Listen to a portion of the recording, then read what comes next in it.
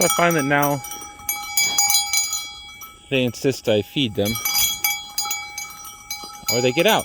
So I've been use the bucket to get them back in, and now they're like, well, I get food if I escape.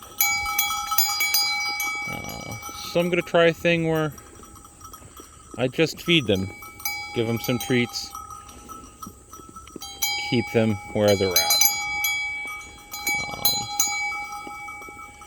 When they escape, they don't really go far. They're, eat some areas that look yummy.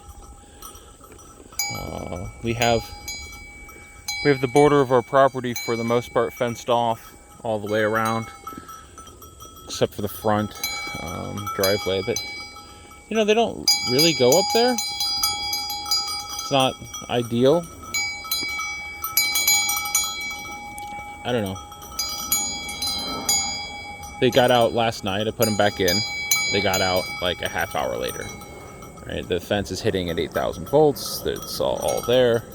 I'm pretty sure it's... Where is he? That guy right there. That little turd. I watched him last night. Look at that fence and look at it and get close to it and look past it. And I'm pretty sure he's gonna be for sale. Absolutely, this little guy right here, for sale. So that hopefully will help. But now they all have it. So like the only real solution I have is to put a hard fence on the whole property, which we have gotten by without for the last 2 years, just using nets and wire. But well, heck, we've been using wire or nets. Nets. Hard to see, but we've been using the Premier One nets for a while, and they do keep the sheep in better than the single strand. But they have their pros and cons. I don't know. There's parts about using the poly wire that I really enjoy. It's in some ways easier to move, in some ways more difficult to move.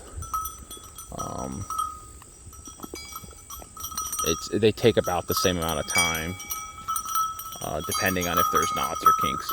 That can be more challenging, getting it out of the posts. Depends on how you do that and how many wraps you go around. But I don't know. We'll see.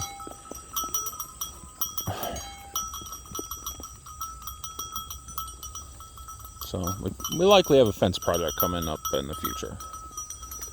Look forward to that.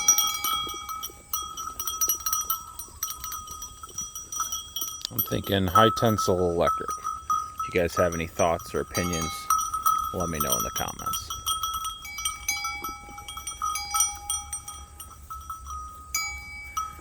The best part is the bucket training did work on the St. Croix, and they do come to a bucket, and they came back in the fence, and that is working now. And we have our smartest St. Croix, blue collar over there. She didn't get out of the fence at all. The rest of the flock did, and she stayed. Both times that they've gotten out since we let them with the flock, she has stayed in the designated zone. She's also the first one to come say hi. She's the bravest one. She's the one looking at me right now. I like her. The rest are, well, the rest.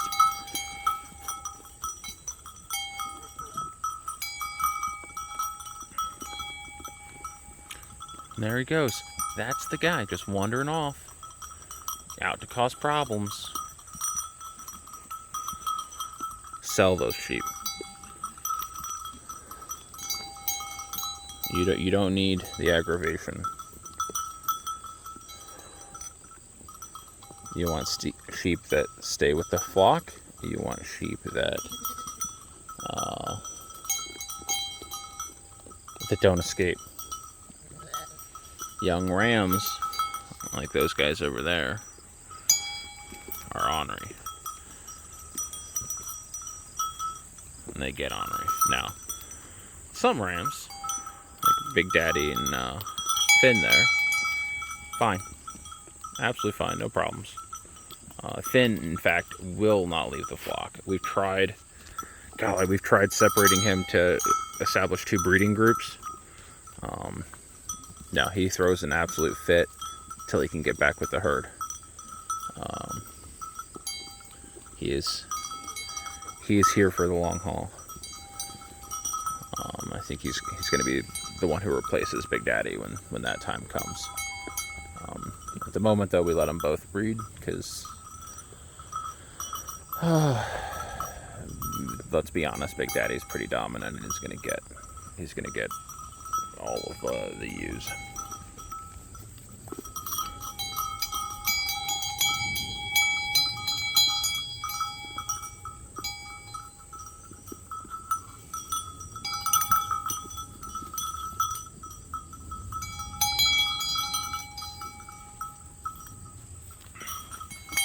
You're filling out, Big Mama. I think you're getting pregnant, or you're pregnant again.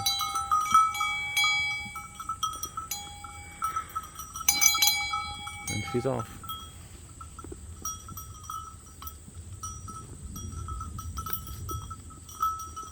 She's definitely pregnant again. Or for the first time for us. But, we're excited to see what comes out of her. Katahdin triplets.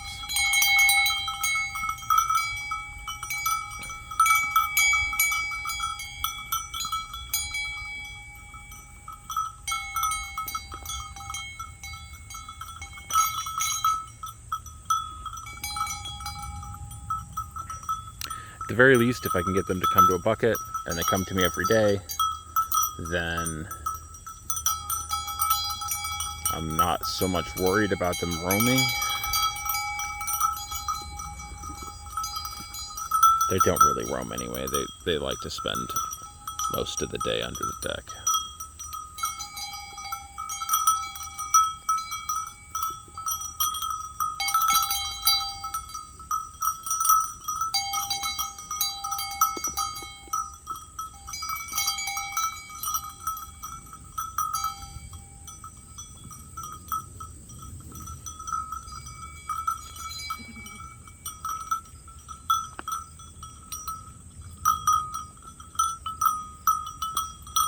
They're shedding a bit more.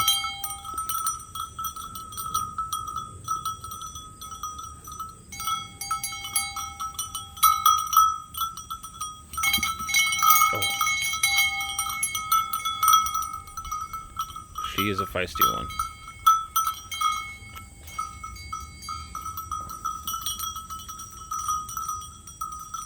And now we're left with the St. Croix. We're not going to go with the flock. At least a little bit. That blue one, though, she's got an independent streak. But, one for staying put, as opposed to one for roaming. I suppose that's better than not.